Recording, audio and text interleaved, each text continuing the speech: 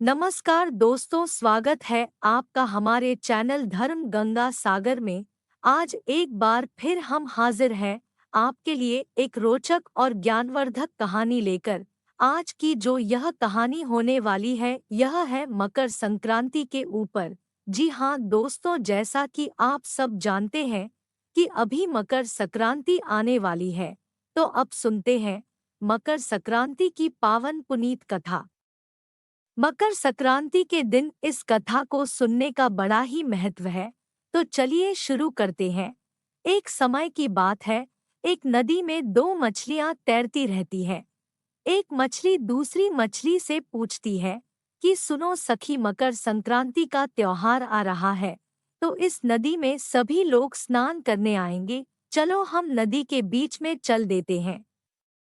तब दूसरी मछली कहती है, और बीच में चले जाएंगे तो स्वादिष्ट तिल्ली के लड्डू कैसे खा पाएंगे, क्योंकि लोग संक्रांति के दिन भगवान मकर अर्थात सूर्य को अर्घ्य देकर उन्हें लड्डू का भोग लगाएंगे, तब वह तिल्ली हमें भी प्राप्त होगी। तब वह मछली कहती है कि सखी, क्या तुम्हें इस मकर संक्रांति की कथा भी ज्ञात है? तब सखी मछली कहती है, हाँ मुझे संक्रांति की कथा अच्छे से ज्ञात है। आओ मैं तुम्हें सुनाती हूँ मकर संक्रांति की पौराणिक कथा। धर्मराज जी का व्रत मकर संक्रांति से ही किया जाता है। इसे पूरे एक वर्ष सुना जाता है। प्राचीन काल में बब्रुवामन नाम का एक राजा किसी राज्य में राज करता था। वह बहुत ही दयालु और धर्मात्मा था। उसके राज्य में एक बहुत ही सदाचारी ब्राह्मण रहता था। उसका नाम हरिदास था।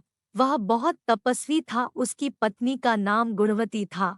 गुणवती बहुत ही सुशील और धर्मवती थी। गुणवती एक पतिव्रता स्त्री थी और भगवान की भी बहुत बड़ी भक्त थी। गुणवती ने अपने जीवन में सभी देवी देवताओं की उपासना की।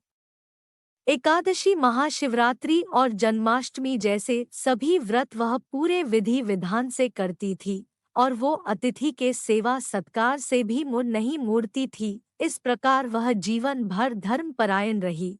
वृद्ध अवस्था में जब उसका देहांत हुआ तो धर्मराज जी के गण उसे आदर पूर्वक धर्मराजपुर ले गए। धर्मराज पल में भगवान धर्मराज सुंदर सिंहासन पर विराजमान थे। उनके पास ही चित्रगुप्त जी का स्थान था। चित्रगुप्त जी मृत प्राणियों का पाप पुण्य का लेखा-जोखा धर्मराज जी को सुना रहे थे। गुणवती भयभीत हुई और वह नीचे मुंह करके खड़ी हो गई। चित्रगुप्त जी ने उसके पाप पुण्य पढ़ने का लेखा-जोखा भी धर्मराज जी को सुना दिया, जिसे सुनकर धर्मराज जी को बहुत प्रसन्नता हुई, क्योंकि उसने बहुत अच्छे काम किए थे। लेकिन फिर भी धर्मराज जी के मुख पर कुछ उदासी दिखाई दी। यह देखकर गुणवती ने पूछा, मैंने अपने जीवन में कुछ दुष्कर्म नहीं किया, फिर भी आपके मुख पर उदासी क्यों है? कृपया मुझे बताएं। तब धर्मराज जी ने बताया कि हे देवी, तुमने सभी देवी देवताओं को व्रत पूजन से संतुष्ट किया है, लेकिन मेरे नाम से तुमने कुछ भी दान पुण्य या व्रत नहीं किया। यह सुनकर गुणवती ने धर्मराज जी से क्षमा याचना की और कहा कि मैं आपकी उपासना करना नहीं जानती थी। कृपया करके मुझे वह उपाय बताइए जिससे सभी मनुष्य आपकी कृपा के पात्र बन सकते हैं।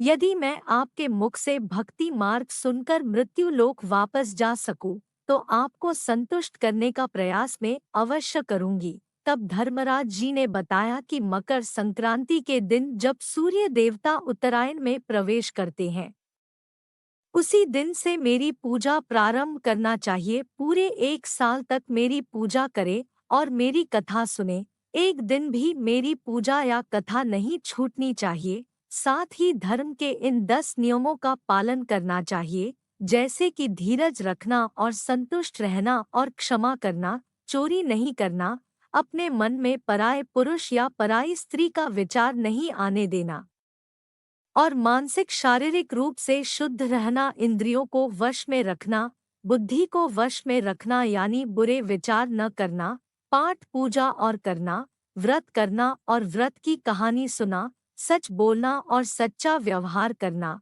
और क्रोध न करना। धर्म के इन 10 लक्षणों का पालन करें, और मेरी कथा नियम से सुनते रहे दान पुण्य और परोपकार करें।